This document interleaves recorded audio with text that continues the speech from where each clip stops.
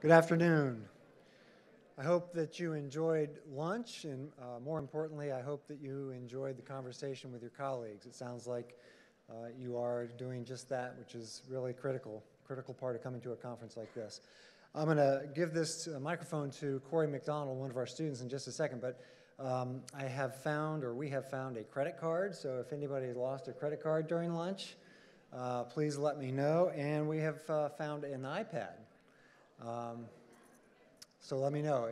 Probably a woman's iPad, but let me know, and we'll get it back to... Is it yours? Okay. All right, Cindy. It is. We'll talk. Okay. All right, so without further ado, Cory McDonald is one of our students. He's going to introduce our next keynote speaker. Good afternoon, ladies and gentlemen. How's everybody doing? How was lunch?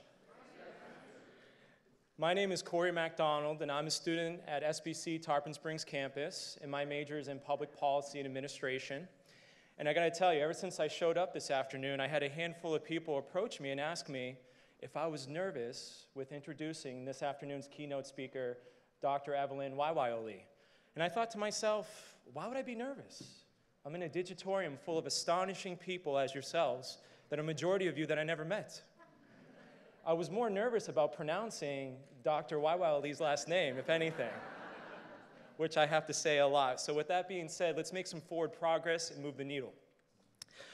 Dr. Evelyn Waiwaiole is the director of the Center for Community College Student Engagement at the University of Texas at Austin. Prior to coming to the Center for Community College Student Engagement, Dr. Waiwaiole was the Suann Davis Roosh NYSOD Director and Lecturer in the College of Education at UT from 2007 to 2011. In 2006, she led the Bridges to Opportunity Initiative, also at UT. She has also served as Associate Director of NYSOD, Project Manager for the MetLife Foundation Initiative on Student Success, College Relations Coordinator for the Community College Survey of Student Engagement, and Policy Analyst for the Center for Community College Policy at the Education Commission of the States. Recognized as the 2002-2003 Associates Fellow with the National Center for Public Policy in Higher Education, Dr. Waiwaiole is known for her keen awareness of policy leadership and its impact on higher education.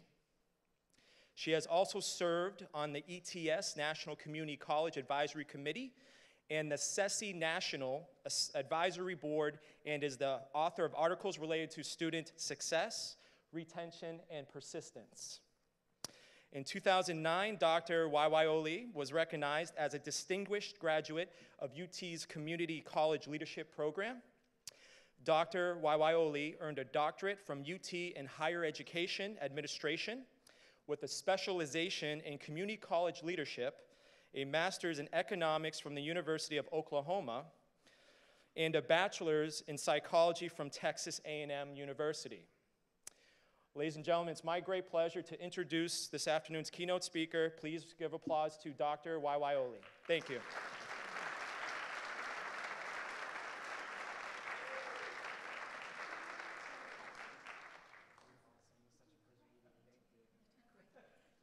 So well on my last name that I barely get. After 25 years, he did marvelous. Cory, thank you so very, very much. I really appreciate it. Can you tell that he started here at the college, the sports broadcasting for the campus? Can you tell he did that? Great job. I also really want to thank everyone here at St. Pete's for having me. Really, such wonderful and warm and welcoming people here at the college. I also wanted to say thank you for such a wonderful meal to the folks from Swim. I'm not sure if they're here, but wonderful meal. They bring a whole new meaning to that idea of small plates. I have to say, does your town have these fancy new restaurants with small plates? Can't stand it. Can't stand it. You know, you go and you pay $30 for like 2 ostrich nachos, okay? You know, both my sisters are physicians, and we're just like, we don't need this. So, but that whole little dessert small plate, that was quite yummy. Didn't miss a morsel. loved it. So to Swim and everyone here at St. Pete's, thanks so much. And even the folks that served it, they were just so gracious. Really, thank y'all all for having us. Before we kick this off, I'd really just also like to just have a moment of silence. I have to follow Michael Baston. Yeah.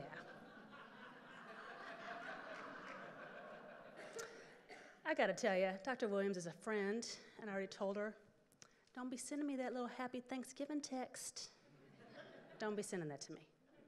Okay, I gotta follow him. Note to self, a couple years ago, I spoke at to a group of folks from the college board, and I was the second speaker. I should have learned then. I'm a slow learner sometimes. But I was following a colleague, and we had gone out to dinner the night before. He's worked with Ceci many, many times. Some of you might know him. He's from California. Michael Poindexter, wonderful, wonderful colleague that does great work in student services, vice president for Sacramento City College. And we'd gone out to dinner the night before and everything, and he's like, I've got a few things I'm going to use from Ceci. I said, great, that's great. I'm going to follow you. It's going to be great. Well, oh yeah, I followed him. I had 5 videos. Student voices speaking. He had 5 videos. They were the exact same 5 videos. Yeah, you laugh, you laugh. You didn't follow him. And then there's today, following the preacher man. My table at lunch, they're like, I feel so motivated. I feel so motivated. And I'm like, and I get to bring data and percents. I'm gonna bring down the house, people. So if you've got a shout in you, a little amen, some sprinkles, I'll take whatever you got. Yeah, really looking forward to it, really looking forward to it. No, but really, on a very serious note, have mercy on me. So they asked me today to come and talk a little bit about guided pathways, and I loved the way that the agenda was framed for the concurrent sessions. It really broke out the 4 buckets of guided pathways, and I see my dear friends from Polk. They were just at our institute where we talked about Ceci engagement data and how you bring that data alongside the work that you're doing. Because what I hope we've learned in all of our work in community colleges is let's bring all this work together, and let's stop using that word initiative. Don't use the word initiative. But to get this started, what I want to do is talk a little bit about what guided pathways is. Grab your cell phone. Got it? I had it all ready, and now mine's got to get ready.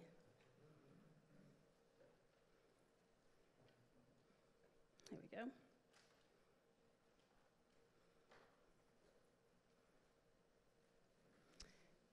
And go to slido.com, and it's going to ask you for a little code that you need to insert, and type in needle. Take your time. We're in no hurry. We've got a full hour together. And then in one word,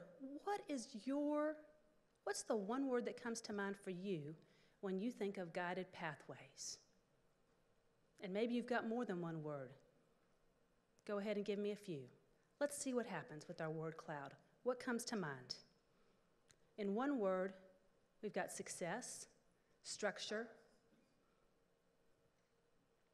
The words will get bigger if more than one person puts them in. Woo, Nelly, we got some big words coming up.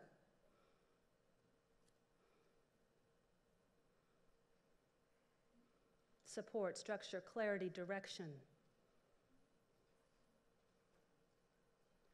You guys are a real positive group. I don't see anything like they're killing me. Guidance, support, completion, clarity, guidance, engagement, structure, completion, direction seems to be our running theme.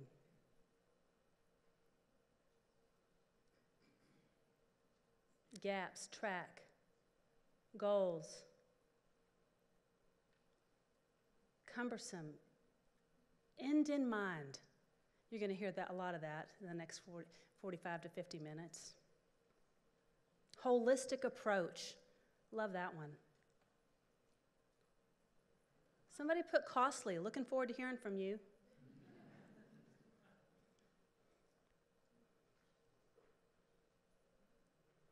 Thanks so much for participating. Really wanted to get an idea from all of you about what is guided pathways to you. What you can clearly see is that we have a lot of different perceptions about what Guided Pathways is, depending on where you are, where your perch is at the college.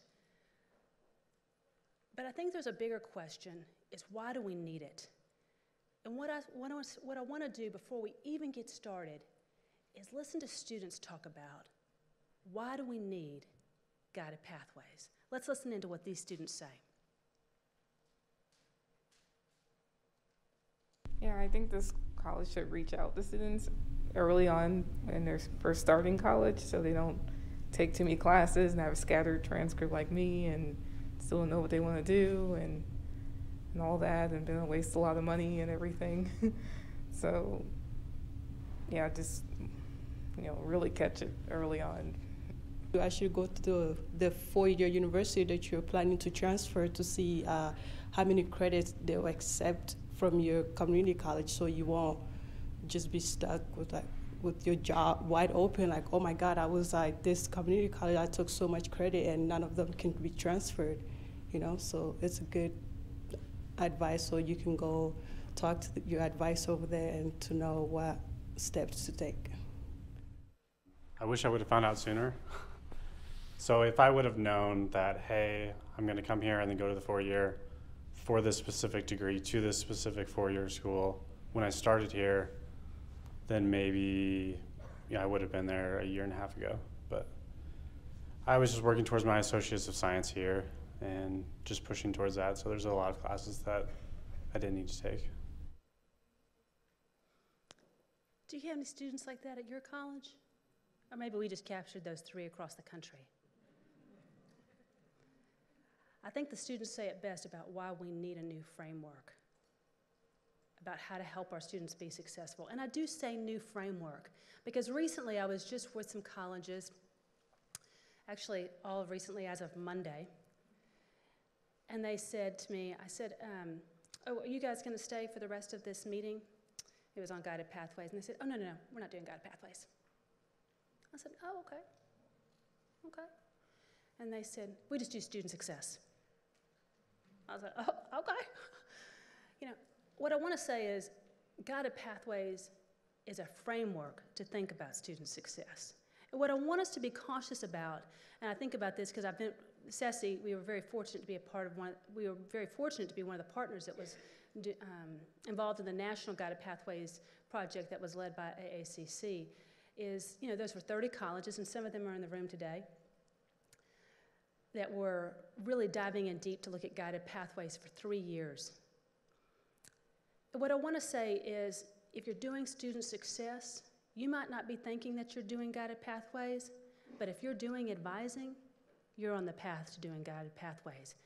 Guided Pathways is an architecture to bring all of those pieces that you've been talking about as initiatives together, to streamline so the path is narrow for our students. It was the first time I had heard somebody kind of almost raise their eyebrow and say, not going to be doing that. But I think some of that comes from initiative fatigue. I think some of it comes already from feeling like I'm on the outside. I wasn't one of the 30. And I just really want us to be cautious about that. Because we really, I so love what Dr. Baston said earlier this morning. And I say in jest kinda that I don't really like following him. But we really need things to change if we expect our outcomes to change. We can't keep doing what we've always been doing if we want our outcomes and our data to change. So I just bring that up as a side note as we dive into really what is Guided Pathways. So where did it all start? Well, people were doing it beforehand, but we just really didn't know what to call it. And you have the great good fortune of having Dr. Davis Jenkins with you here today. Is he here in the room, or is he out mingling? There he is. He's right back there. Dr. Jenkins is right back there. And his book is out for sale today. But a lot of calling what we're doing and talking about this architecture and this framework of putting the end in the beginning is discussed in this book. And they gave away, I know, one of them at lunch today. But really, if you could summarize this bullet in a very short synopsis, take a look up here at these slides and just take a look at what we're talking about. We're talking about what we've done traditionally, referred to sometimes as the cafeteria model. It's talking about changing what we have historically done, paths to student end goals were unclear. But now we're talking about programs are fully mapped and aligned to the end goal. Look at the next one. Historically, if we were honest with ourselves, we have lack of curriculum coherence and may cause students to miss the needed skills. We don't like to have those conversations because we say, oh, we address that when it's accreditation time. But if we were honest with ourselves, we know we can go further and deeper. And what we really want to think about is what it looks like under a guided pathway model, and that is students' learning outcomes are specific across programs. Look at the next one. Under our cafeteria model, or also called the historical model, course schedules are unpredictable and often accommodate college needs, not students' needs. Not something we like to talk about, but reality. In this new model, we have predictable schedules, and they're based on analysis of course students' needs for programs and for their paths. And then the last one, in the historical model, the one we're trying to work diligently to move away from, the curriculum in high schools and adult education is not aligned to college requirements. This will be something we're working towards forever, because building and fostering those partnerships involves people, which involves work and relationships.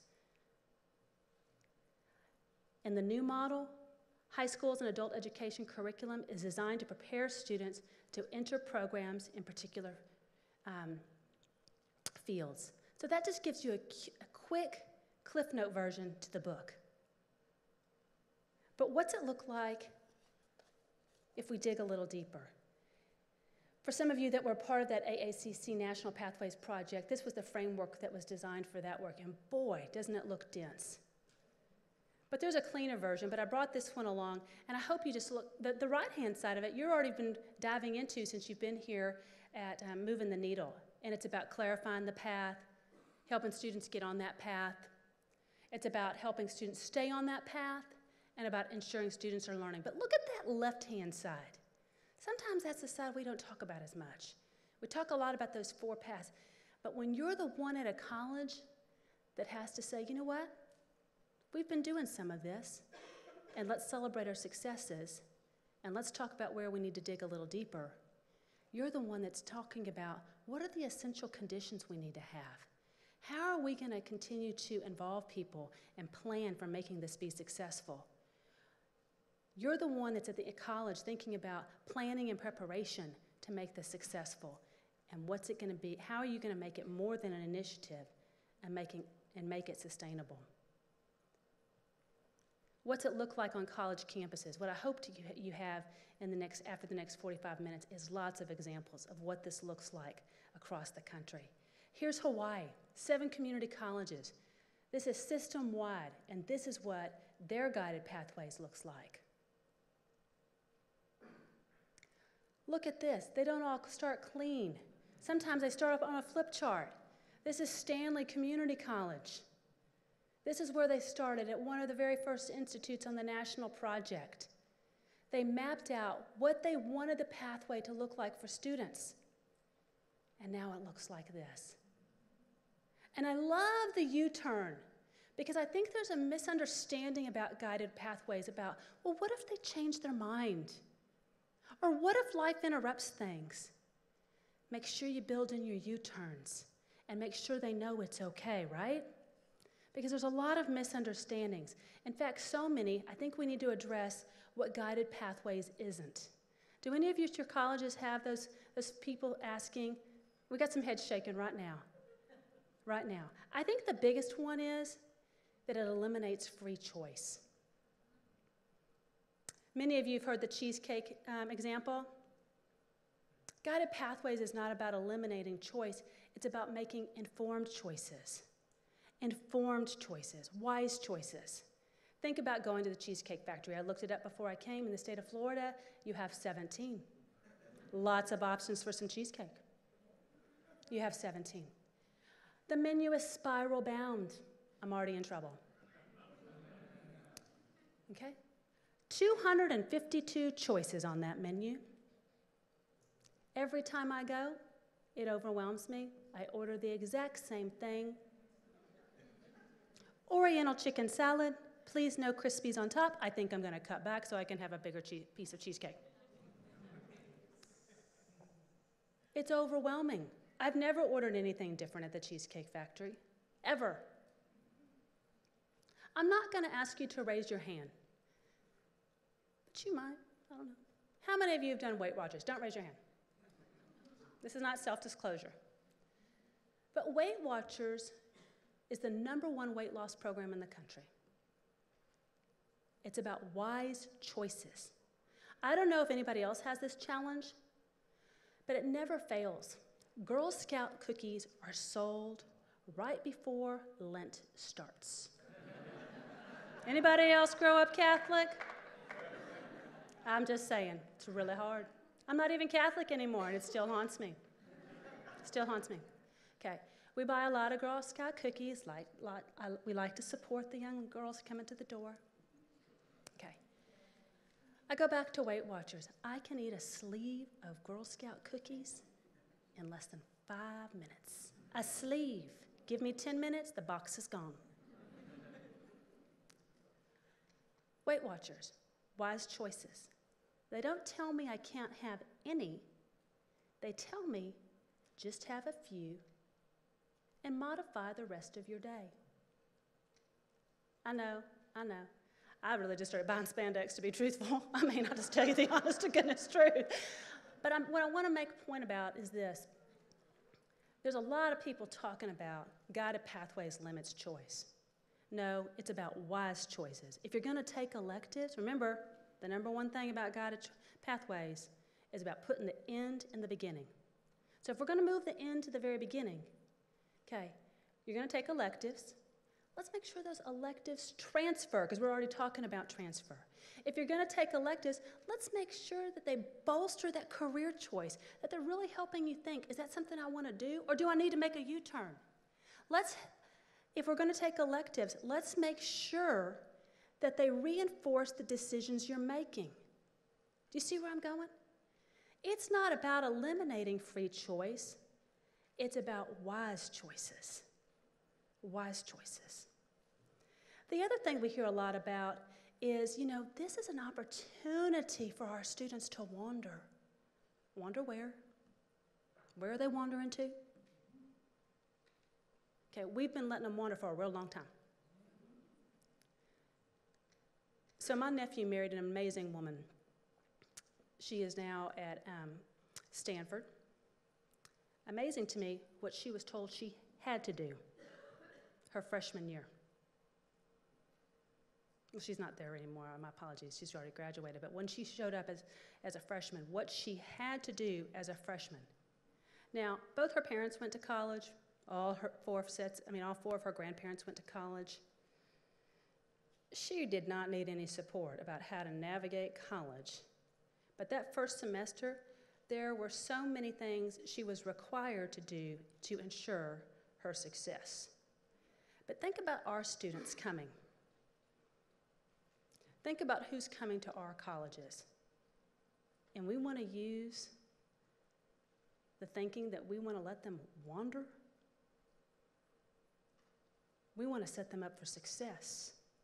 We want to give them those bumpers that show up in the bowling alley to help guide them so they can strike out and be successful. So to everybody who's using that, kind of questioning, I get it. But again, it's about helping our students make wise choices. You're still going to take electives, but let's take them so they transfer. You're going to still take electives, but we want to make sure they support the career you're considering and thinking about. Again, remember, we're starting with the end in mind. That's all happening much earlier now. And I'm going to give you some data here in a minute. Remember, you're going to give me some sprinkles when I show you a percent sign. I'm going to show you, just as recently as 2017, only 1 in 3 students are having those conversations across the country. So we know we have to change things if we want our outcomes to be any different. Or we can keep doing them the same way, and the outcomes will be exactly the same. Exactly the same.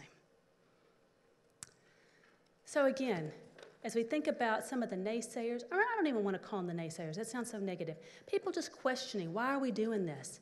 We really want to just change the architecture of how our students are going to college. And as they begin to question, let's let them question, but then let's come back to some data about why this is so important. Why is guided pathways? And let's make sure we don't drop that word guided. Let's make sure we don't drop that word guided. Pathway is so important. 3 reasons we're going to talk about. Look at the first one. Students earn unnecessary credits. The average associate degree student earns how many credits? Before we look at this on a national lens, grab a partner sitting just right next to you and ask that of them. Ask them, do you know how many credits the students at your institution leave with? Take a couple seconds.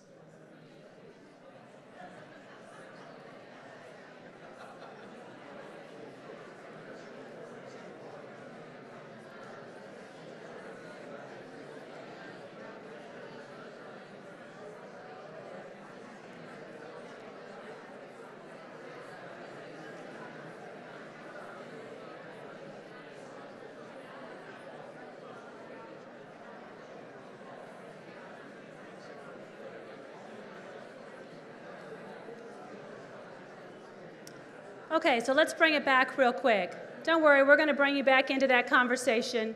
We're going to bring you back. So just looking at this, on average, when you think about this on a national level, how many credits do you think students walk away with from our campuses? Just somebody shout it out. 85? 80? 85? 80. When you talk to your partners here in the room, you do not have to name your institution. Don't want to make anybody feel bad. Anybody higher than 80, just raise your hand. We got a hand in the back. Thank you for being honest. We're going to find you a treasure. We're going to get you something from the concession stand. Anybody else higher than 80? We got another hand. Got a couple treats coming from the concession stand. You guys, that's just one reason why we have to change things. They didn't come expecting it to be like that. Another reason. I'm giving you Texas data here. Texas students that earn an associate degree on average leave with how much debt? You may not know this at your own institution, but just take a wild guess. What do you think? Shout it out. We got a C? Somebody else? D, C? Y'all just like, it's got to be bad. C. On average, Texas students that earn an associate degree leave with over $14,000 of debt. So they have extra credits that they never earned, that they don't need, and they're leaving with debt. 2 reasons right there to support why guided pathways is so necessary. But then there's this other topic that we don't talk about too much, and that's about equity. And I just want to show you a video that I think speaks to this better than anything I can say.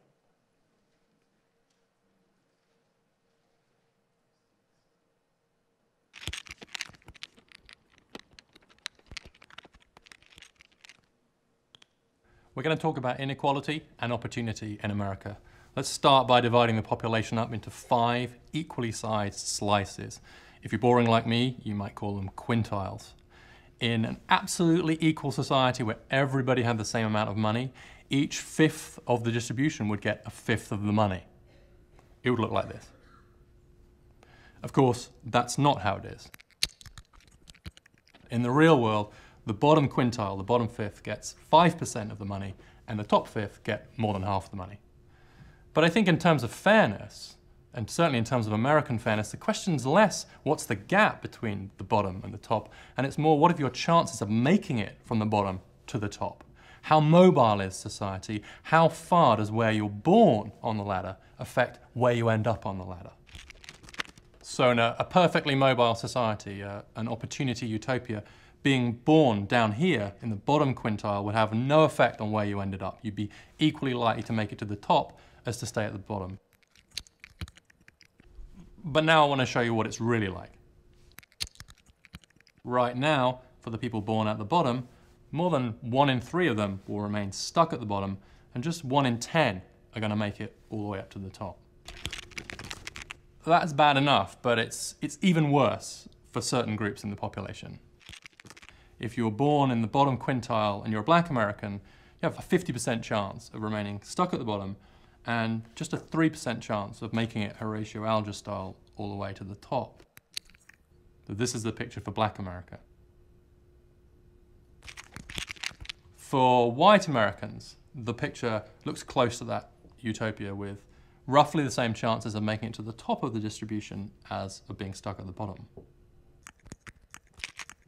Those who are born at the bottom and are raised by parents who are never married. And for that group, the odds of making it to the top are pretty slim as well. For them, it looks like this. For those raised by married parents, it looks like this.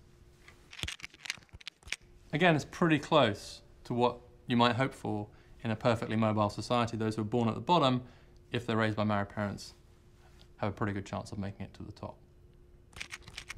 So if you don't complete high school, there's a 50% chance you're going to stay stuck at the bottom if you were born at the bottom, and a 1% chance that you're going to make it to the top 20% of the income distribution as an adult yourself. So for them, it looks like this. If you're born at the bottom, born in this bottom fifth, but you're one of the few born down here who managed to get a 4-year college degree, transforms your chances of moving up the income distribution. Go to college. We can have a long argument about the gap between the rich and the poor, but I think we can all agree that we don't want to live in a society where you're born determines so strongly your chances in life of where you end up. America has a dream of equal opportunity, and we're a very long way right now from that dream. We have a big problem, and we need big solutions. So when you go back home and you're thinking about guided pathways, you know, I love how he ends it. We have a big problem. We need big solutions. What we have been doing, outcomes haven't changed that much. So if for no other reason, let's do guided pathways.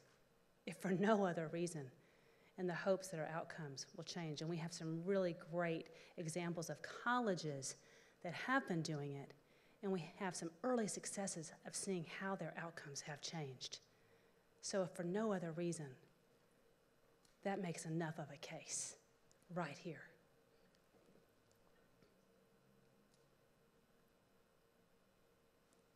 I'm not sure what that is.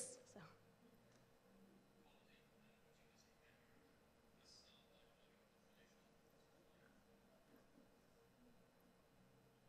Hold on.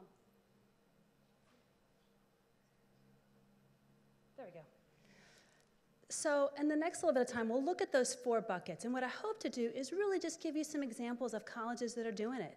Because as you leave here, that's really what you want to know. Or, you know, how do I actualize this? How do I bring this home and actualize it? So we know that with Clarify the Paths, that's where the rubber hits the road. That's where you're mapping those paths. That's where you're making sure that the paths are orchestrated well so that when students come, it's all lined up for them. It's all lined up. So let me show you some examples of some colleges that have done this, and you can see it crystal clear on their website. Look at this. This is Pierce College. Look at what they've done in mapping their career pathways. Take a look at that.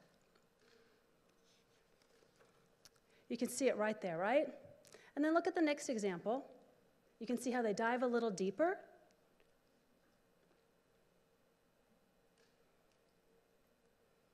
And then look at what they did for transfer. You can see right there when they're looking at the math education. And it begins to ask questions about, you know, where does this transfer to? What can I do with it? So when the student is searching around on the website, it shows them exactly what the path is for them. So they see right away. It's also in this bucket that that the college begins to think about where do they land when it comes to math? Do they take statistics? Are we contextualizing the math? What kind of math will they be taking? You know, this really hits home for me because I love these little getaways. I have 3 triplet girls. Yeah, But what I'll tell you is, they're in the 8th grade right now. When we entered 6th grade, thank you for your mercy over there. I appreciate that. But when they entered 6th grade, they were told what math they would take. In 6th grade, one of them, gifted and talented, so now she's in 8th grade and she's taking geometry. But in the 6th grade, I went and I said to the principal, I'd really like the other 2 on that track. Oh, they're not going to be able to do that. And I said, oh, we'll be able to do it. Their mom and dad are going to make sure of it. Now, please don't ask me to do a comma. I couldn't help you with a comma if you paid me. We'd have to be YouTubing that at home. But I said, they'll be able to do it. Oh, no, we're not going to be able to do that. Now, I'm a parent advocating for it, and I'm going to provide the supports. Then my daughter's best friend, she comes, think about that social mobility video you just saw. Single mom, daughter's biracial, has dyslexia, but she can do math. But because of dyslexia, she was put in on grade level math. Well, on grade level math isn't going to get you to any kind of college level math in high school. So because she plays soccer and I knew her really well, I said, come with me, Chrissy. This will not do. She goes, oh, Evelyn, it's fine. It's on level. It will not do. Let's go. So we at least got her up to the next level. But the mom didn't even know that on grade level would not be enough. So when we think it's in this bucket of clarifying the path, that's where we really have to think about what will be the math. And we all know that's one of the greatest hurdles for our students, right? It's one of the greatest hurdles. But it's not about partnering with high school. It's about much earlier than that. And I know we only have so much time to partner, but I definitely wanted to bring that up. So lots of examples here. Here's another example, and these friends are here in the house today, and in a minute I'm going to ask them to speak up. These are our friends from Northeast Wisconsin Technical College. Right there it talks about the transfer opportunities. So if your college is still thinking about how do we begin to do this work, I wanted to intentionally bring examples of websites that have done this work, that have done this early work of clarifying the path and show you what it looks like, because there's some great exemplars out there of colleges that have done this, and I wanted you to see it firsthand. Helping students get on the path. Okay, here we go. Again, Northeast, get ready folks, because I want to call upon you in a second. Northeast Wisconsin Technical College.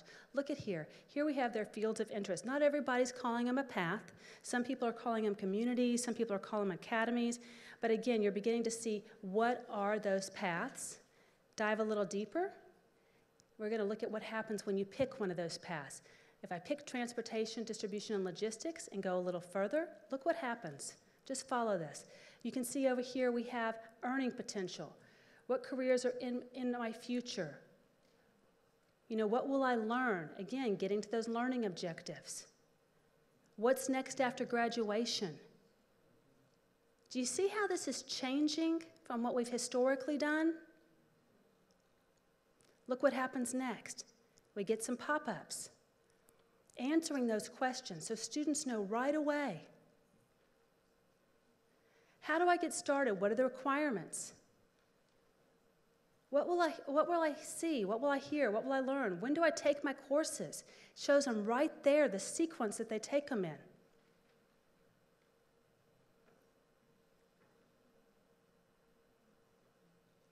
What else do I need to know? There's a study abroad option. My friends from Northeast Wisconsin Technical College, I know we have some mics here. Do you guys want to add to this? Tell us a little bit more about what it took to create this, because this is pretty in-depth. And what I also want to say is this doesn't happen overnight. They've been doing this for a really long time. But think about the end user. Think about that student. What I hope you saw here is it really started with the end in mind. They're right here. They're right there.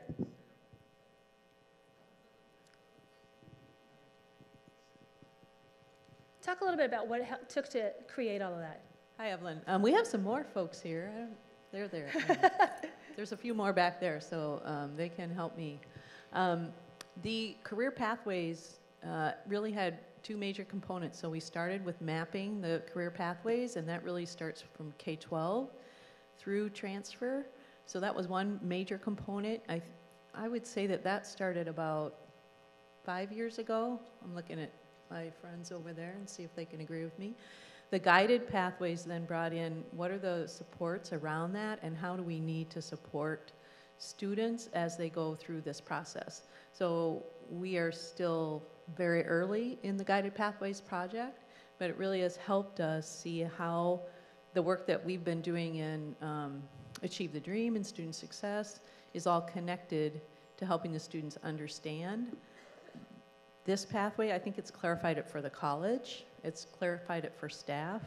It takes a lot of time, I will say that. And I think we've been doing it for, 5 years, I would say, and we are just beginning to see the power of those connections.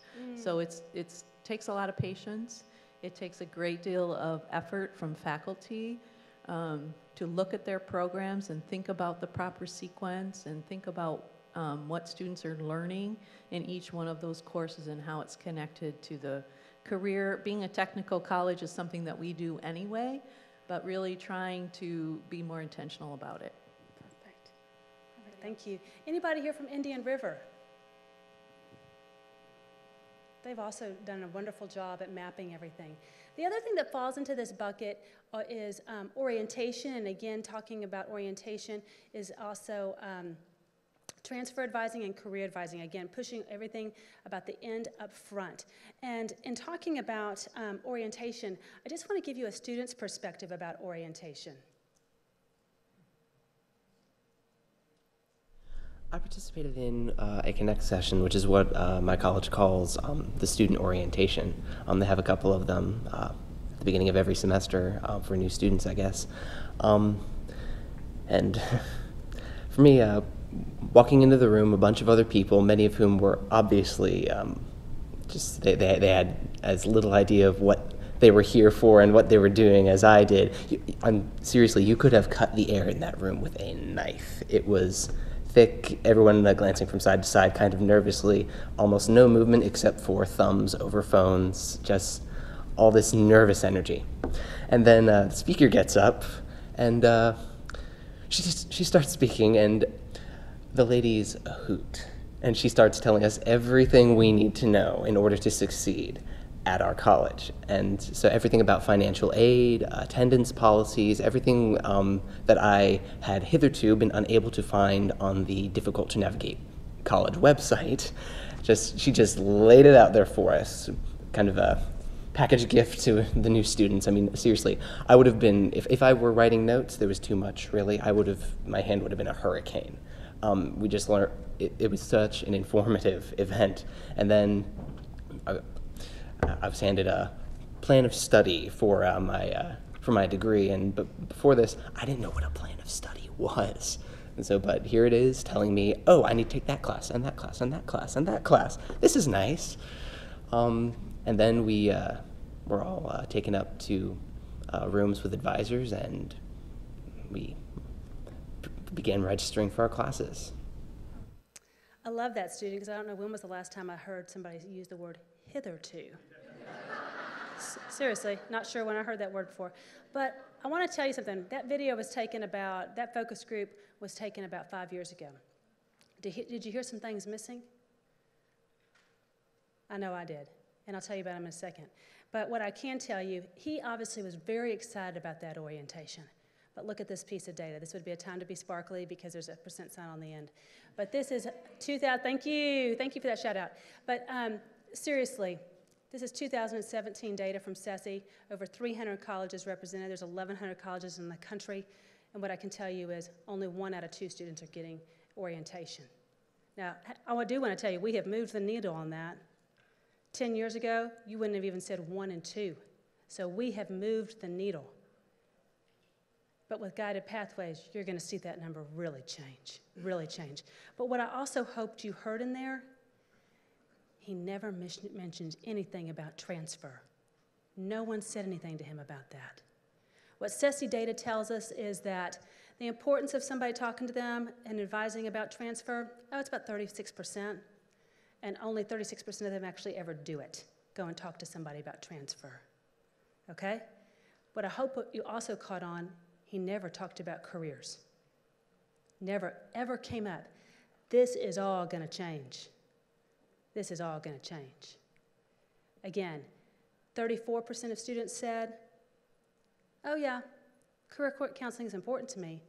Only about 35% of students ever used it. Again, it's all gonna change. So let's go to that third bucket, help students stay on their path. This is where it really hits the road about advising. It really hits the road. We wanna make sure that they stay on their path. We wanna make sure when they wanna do that U-turn, that we're supporting them. But this is what students tell us. About 78% of them say, it's really important to get advised. Now, let me just give you a little foreshadowing. This coming February, we're releasing a national report on academic advising. It really impacts academic advising. It's everything from how many minutes did you spend with an advisor?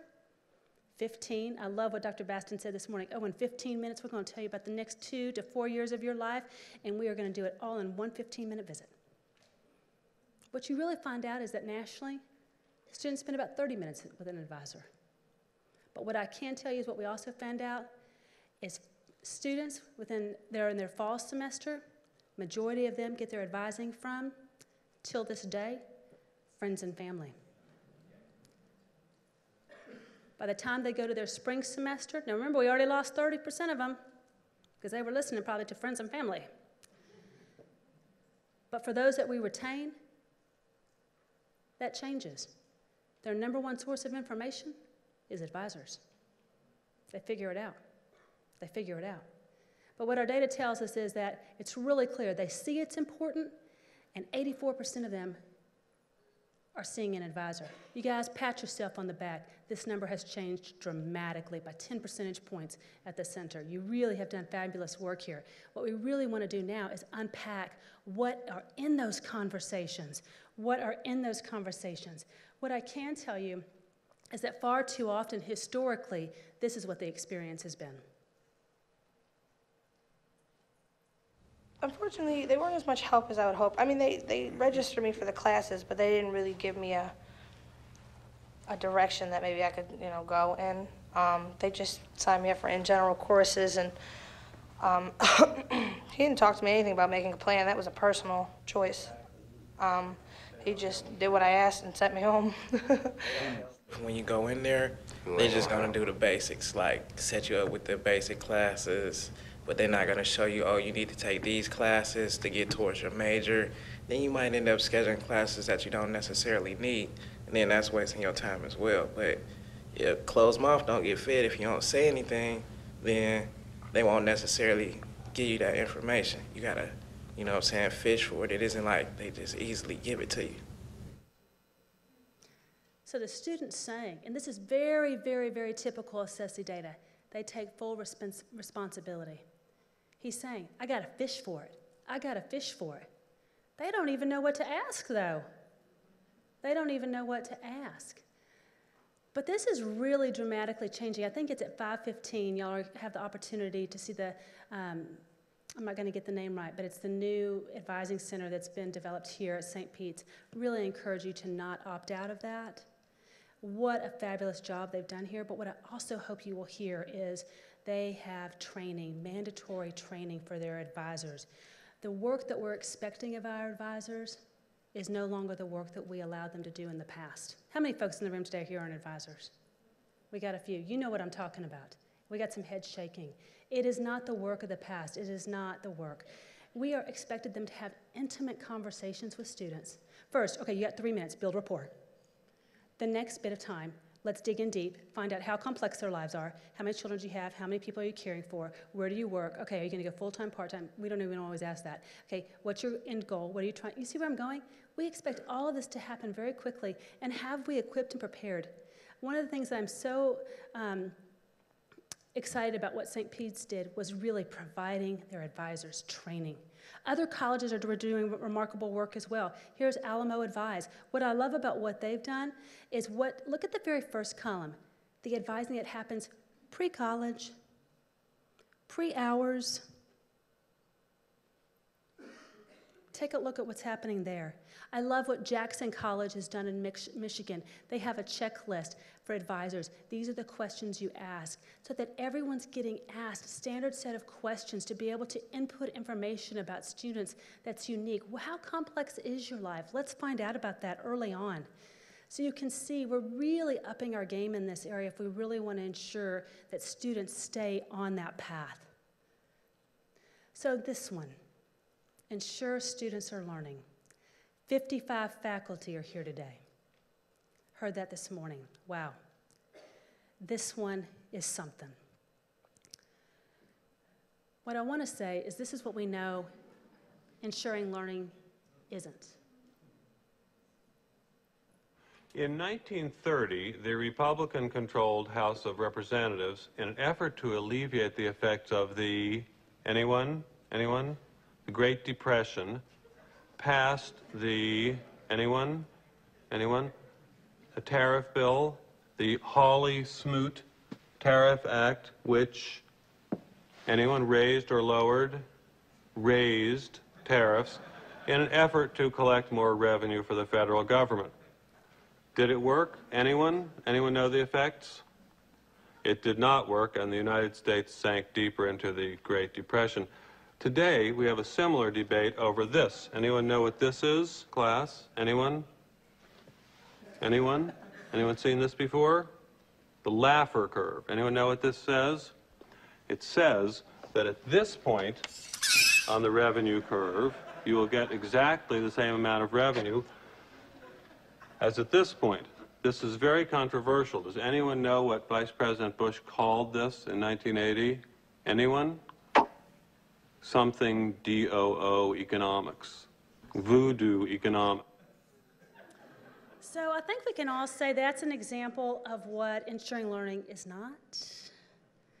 As we think about guided pathways, this is how we really think about ensuring learning is occurring. And what I want to say is when we hired the majority of our faculty at our college campuses, they did not sign up for this. Again, we are going to have to equip and prepare them. And I just want to give you, I'm just going to dive in really quickly to applied learning experiences and inescapable student engagement. Applied learning experiences. Look at how many of our students today experience an applied learning experience. This is a SESI item, percentage of students who have done an internship, a field experience, a co-op experience, or a clinical assignment. This is national data. We'll round up 17%. So if we want to see different outcomes, we're going to have to help faculty think of how to do this.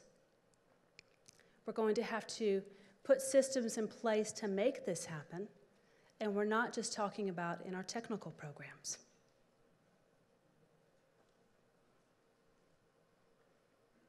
Students tell us, I said the other one we were going to look at is what is inescapable student engagement.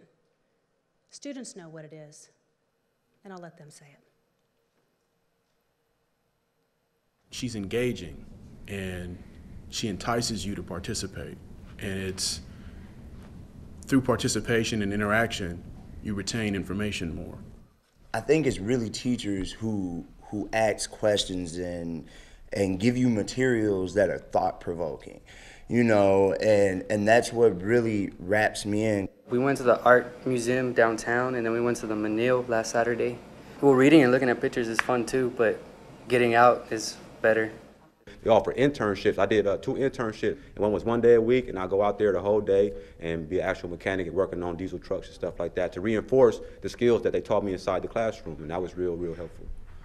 I know I'm a very lazy person, so so I just every time I went to the library, I used to go there to sleep. But once I saw my friends there, they studying, so I used to study with them, and I used to pass my test because of that. And what makes it more fun and engaging is, I think, is when they devise group projects, and you want to learn with them. You want to get to talk to them, get to learn together more, and advance together. So they say what engagement is. It's a lot harder to implement, a lot harder to implement. So we've talked about the 4 buckets. clarify the path, get on a path, stay on a path, and ensure students are learning. But then there's this whole idea of getting it done, right? So just for a second, just one little second, when you think about the last decade and the change that's occurred on your campus, what comes to mind? Turn to your partner. What was the first word that came to mind? Tell them what it was.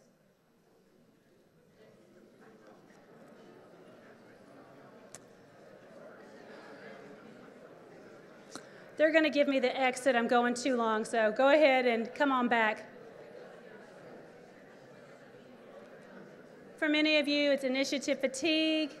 For many of you, it's we haven't collaborated enough. There's all kinds of words that you're saying.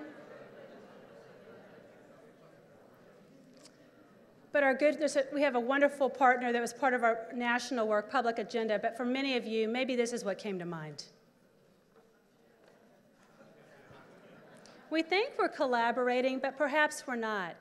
In order to get this work done, I took some valuable information from our colleagues over at Public Agenda. In order to get this work done, think about this. Think about the barriers that get in our way, and I'll just let you take a look at those.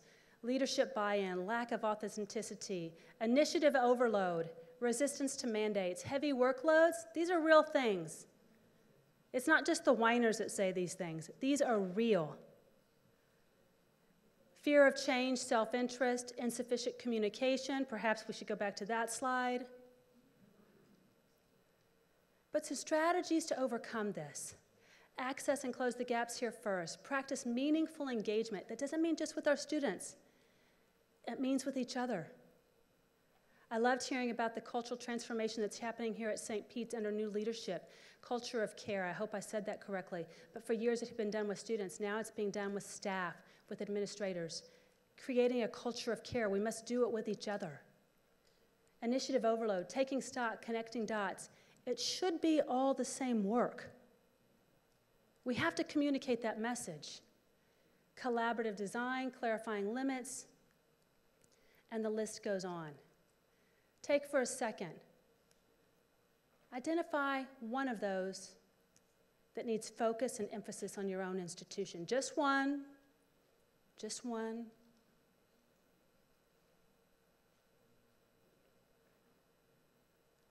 Where does time need to be spent back home?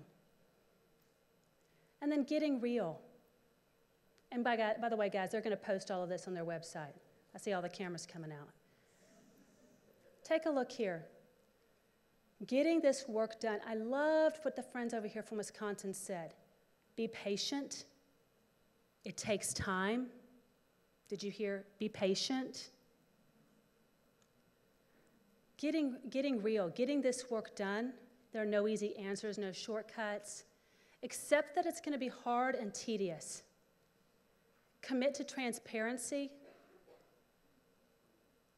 This one might be hard for some of us in the room. Effective leadership requires relinquishing control.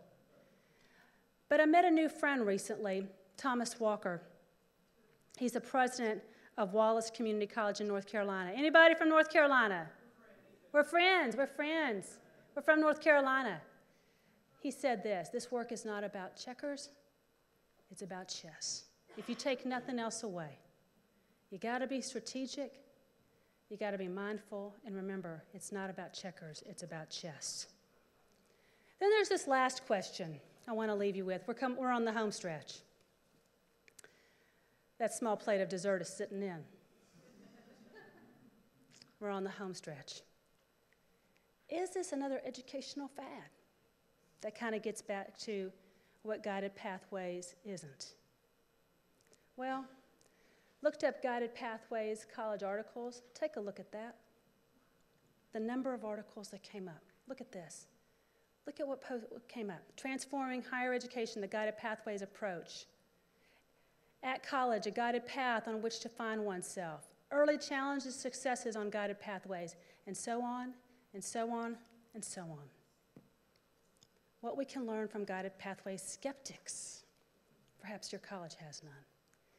I love what Josh Weiner says at Aspen. Some of the Aspen Prize has been mentioned a couple times already this morning, but I love what he says. This is not another new initiative, but a new way of thinking about who we are becoming. Changed institutions that are systemically better at serving institutions. It's not about tinkering. It's not about tinkering. It's about who we are becoming. Who we are becoming. Which leads me to where we started. The question isn't, is the student ready for our colleges? The question really is this a student-ready college? So I ask, what's next? Think about this word for a second. Think about the picture that comes to mind when you think about it.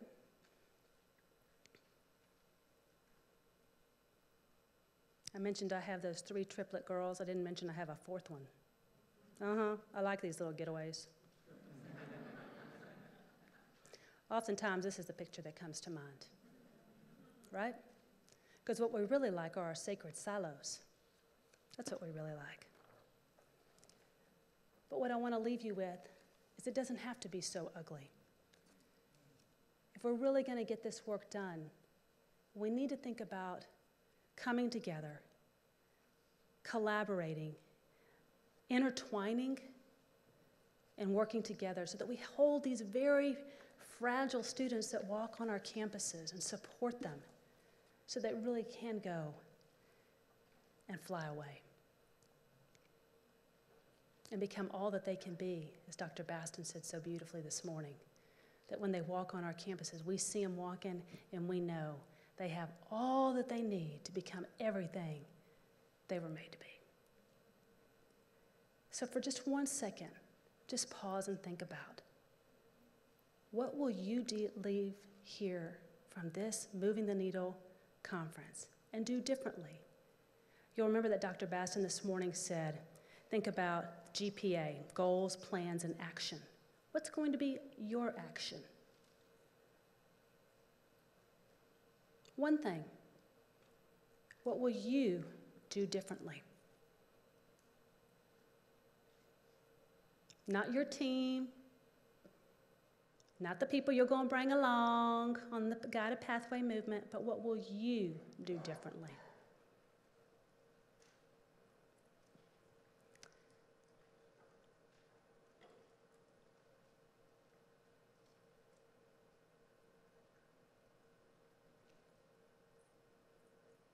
And then if nothing else, just remember Yoda and Luke. A lot of people want to be naysayers to guided pathways.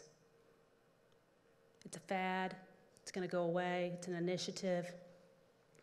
Well, there are a lot of colleges that are seeing some early wins, and I feel so sorry for those people that have that mindset.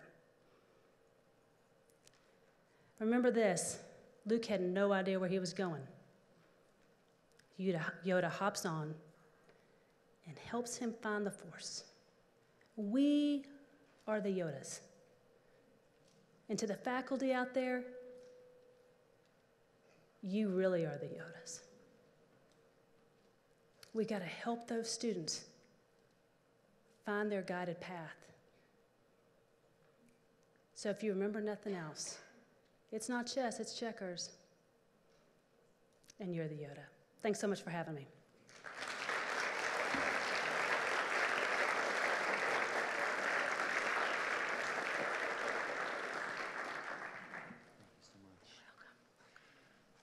Dr. Waiwaiole, see, I had a difficult time with it.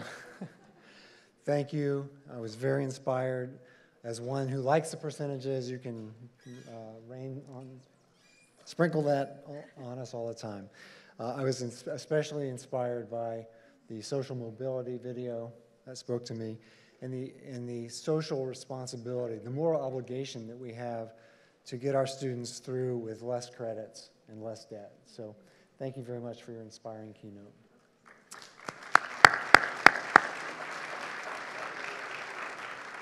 Okay, you should have received a survey when you walked in. There's going to be people at the back door to collect those surveys when you leave. Our next concurrent session starts at 3 and goes until 4, and then we've got another 15-minute break. So thank you very much, and we're going to start right on time at 3 o'clock. Thank you.